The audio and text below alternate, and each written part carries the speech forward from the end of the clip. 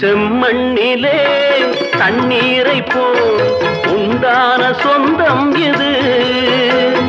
சிந்தாமணி ஜோதியை போல் ஒன்றான பந்தம் இது. தங்கை அல்ல தங்கை அல்ல தாயானவள், கோடி பாடல் நான் பாட பொருளானாள். ஒரு தங்க ரதத்தில் பொன் மஞ்சள் நிலவு, ஒரு தங்க ரதத்தில் பொன் மஞ்சள் நிலவு.